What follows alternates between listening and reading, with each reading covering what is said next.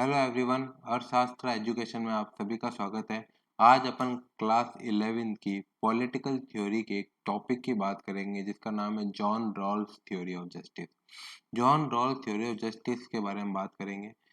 Justice first अपन understand करेंगे what is justice. आप कोर्ट में जाते हो, चलो आप नहीं गए हो, कभी आपने मूवीज वगैरह में कोर्ट में देखा होगा कि एक जो वुमेन है वो हाथ में तराजू लिए और आंखों में पट्टी बांध के खड़ी है। वो आंखों में पट्टी इसलिए बांधी हुई है क्योंकि उसकी नज़रों में ना कोई अमीर है, ना कोई गरीब है, ना कोई वीआईपी है।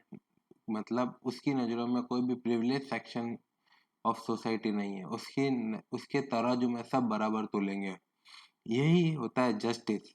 अब इधर इधर क्या बात हो रही है कि if people are asked to choose the kind of society in which they would like to live, अगर अपन लोगों से पूछे कि आप कौन सी सोसाइटी में रहना पसंद करोगे, they are likely to choose one in which the rules and organisation of society along them a privilege position. मतलब अगर आप मुझसे पूछोगे कि आप बताओ आप कौन सी सोसाइटी में रहना पसंद करोगे, तो मैं यही बात बोलूंगा कि मैं उस सोसाइटी में ज़्यादा रहना पसंद करूंगा जहाँ पे मुझे ज़्यादा प्रिविलेज मिली हुई है। मतलब जहाँ पे मेरे लिए कानून और लॉ जो भी हैं वो मेरे लिए आसान हो।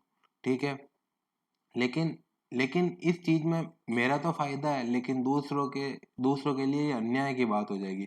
तो we can not expect everyone to put aside their personal interest and think of good of society, especially if they believe that their decision is going to have an impact on kind of life opportunities their children will have in future। ठीक है, अगर आप किसी माता पिता से भी पूछोगे किसी के, तो वो ये बात करेंगे मेरे बच्चों का भला हो, वो वाली बात कहेंगे। लेकिन वो ये बात कोई भी नहीं कहेगा कि इस पूरी सोसाइटी का एक साथ कल्याण होना चाहिए, मीन्स बेनिफिट इस पूरी सोसाइटी को एक साथ मिलना चाहिए, कोई बात नहीं कहेगा। तो अपन अब यहाँ पे डिसीजन ये आ जाता है कि तो so how do we reach a decision that would be both fair and just. मतलब अपन ऐसे कौन से कंक्लूजन पे पहुंचे हैं कि मेरा भी हो और सबका भला हो, मीन्स एक पूरी ऑर्गेनाइज सोसाइटी बने जिसमें सब एक ही तराजू में तुले और सबके लिए बराबर लॉ हो। किसी को भी प्रिविलेज नहीं मिलनी चाहिए और कोई भी अंडर प्रिविलेज भी नहीं रहना चाहिए। तो जॉन राउल्स जो थे अपने पॉलिटिकल थ्योरिस्ट थे, ये has try to answer this question. उन्होंने ये आंसर देने की कोशिश की। He argued that the only way we can arrive fair if we imagine ourselves to be a situation in which we have to make decision about how society should organize although we do not know which position। तो मतलब ये बोल रहे हैं कि हर एक इंसान को ये बोलना चाहिए कि सोसाइटी को कैसे ऑर्गेनाइज बनाएंगे। अगर सबके दिमाग में यही चीज आएगी तो सब एक एक ही बात बोलेंगे सबकी भलाई के लिए कि हाउ सोसाइटी। तो उस पे उन लोगों से पूछना चाहिए कि वो कैसा डिसीजन चाहता है कि सोसाइटी ऑर्गेनाइज हो। तो वो कभी भी प्रिविलेज की बात नहीं करेगा। That is we do not know what kind of family we would be born in, whether will be born in into an upper caste lower caste. मतलब अपन को कुछ नहीं पता है अपने आप ये समझे मैं एक आइडल पर्सन हूँ, मुझे नहीं पता मैं अमीर हूँ गरीब हूँ, मैं किस जाति में पैदा हुआ हूँ, मैं मेरे पास क्या प्रिविलेज है, मेरे पास क्या डिसएडवांटेज है, मुझे कुछ नहीं पता है। अगर मुझे ये सब नहीं पता होगा तो मैं एक ही बात बोलूंगा कि वो वाली बात बोलूंगा जिसमें पूरी सोसाइटी का एक ही साथ भला हो। ठीक है, तो Rawls argue that if we do not know in this sense who will be and what option would be available to us in the future society, we will be likely to support a decision about the rules and regulation of that future society which would be fair for all the members। मतलब अगर मुझे कुछ मेरे बारे में नहीं पता है तो मैं वही बात बोलूंगा कि मेरी पूरी सोसाइटी का एक साथ भला हो। तो रॉल्स डिस्क्राइब करते हैं वेल्स ऑफ इग्नोरेंस। इसका मतलब ये होता है जब भी कोई डिसीजन मेकिंग की बात आती है या कभी कोई पॉलिसी फॉर्मुलेटिंग की बात आती है, जैसे अपनी गवर्नमेंट पॉलिसी फॉर्मुलेट करती है, तो वो ये बात ध्यान में देखती है कि कोई भी इस लाइन के नीचे नहीं रहना चाहिए, इस लाइन के सभी ऊपर है। मतलब जब गवर्नमेंट पॉलिसी बनाती है तो वो बायस्ड पॉलिसी नहीं होनी चाहिए। मीन्स वो सबको एक ही तरह जो में तोड़नी चाहिए। तो ये व्हील्स ऑफ इग्नोरेंस की बात करता है अपने रॉल्स। मीन्स किसी को भी इग्नोर नहीं करता है, करना है, सब बराबर है अपने लिए। The attempt will be to see that important resources like education, मतलब कहने की बात ये है कि ये एजुकेशन पे किसी एक अमीर लोग का हक नहीं है, या फिर हेल्थ सिस्टम पे कोई प्रिविलेज पर्सन है उसी का हक नहीं है, या फिर किसी के किसी के घर पे छत है किसी के नहीं है, तो मतलब ये नहीं है कि जिसके घर पे छत नहीं है उसको हक नहीं है छत लेने का।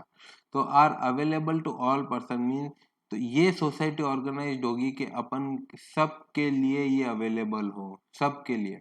It is of course not easy to erase our identity and to imagine oneself under the wheels of ignorance, but then it's equally difficult for most of the people to self sacrifice। Simple सी बात है, मैं अपने privilege अगर sacrifice करूंगा तो ये sacrifice की बात है, और मैं इसको, आप मुझे हीरोइज्म की बात बोल दोगे कि मैं एक तरह का हीरो हूं कि मैं अपने प्रिविलेज को सेक्रीफाइस करता हूँ, ये कोई बड़ी बात नहीं है। अपन को इस सोसाइटी की वेलबींग के बारे में बात करनी है कि हर ऊपर से लेके नीचे तक का हर हर इस लाइन का हर आदमी को प्रिविलेज मिले, जो प्रिविलेज गवर्नमेंट ने तय करा है अपनी पॉलिसी को फॉर्मुलेट करते टाइम। तो वो जो पॉलिसी का जो प्रिविलेज है, जो एडवांटेज है, वो हर नीचे तक पहुंचना चाहिए लोगों को। Wearing the imagine veil of ignorance the first step in arriving at system of fair laws and policies. ये व्हील ऑफ इग्नोरेंस जो है कि अपन को किसी को इग्नोर नहीं करना, अपन की नजरों में सब आने चाहिए और सब बराबर होना चाहिए। ये पहला स्टेप है रॉल्स की थ्योरी में, जो बताता है कि एक ऑर्गेनाइज सोसाइटी बन सकती है।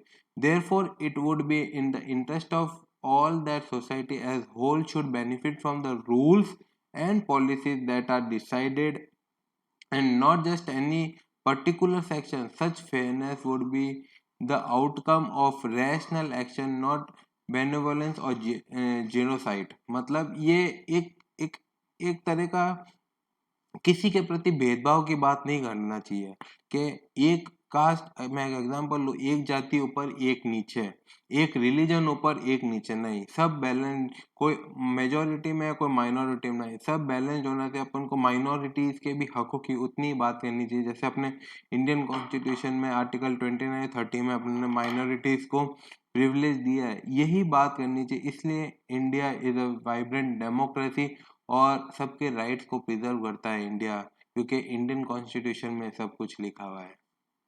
Rawls they argued that rational thinking, अपन को मोरालिटी से नहीं सोचना है, अपन को मॉरल होकर नहीं सोचना, अपन को रैशनली सोचना है कि क्या क्या मॉरल्स आ गए तो अपन को कोई काम करने से रोक सकता है, लेकिन रैशनल थिंकिंग से सोचेंगे तो अपन एक एक ऐसा डिसीजन ले सकेंगे कि जो सबके फायदे के लिए होगा। could lead to a fair and judge impartially regarding how to distribute the benefits and burden of the society। मतलब अगर बेनिफिट्स अगर किसी को बेनिफिट्स मिल रहे हैं तो सबके साथ शेयर होए, और साथ ही अगर कोई तकलीफ है, बर्डन है, तो वो भी सबके साथ शेयर होए। तब इसे व्हील्स ऑफ इग्नोरेंस कहा जाता है और एक बैलेंस सोसाइटी का निर्माण तब हो सकता है। आई होप आपको अच्छा लगा होगा Rawls theory of justice. Thank you very much.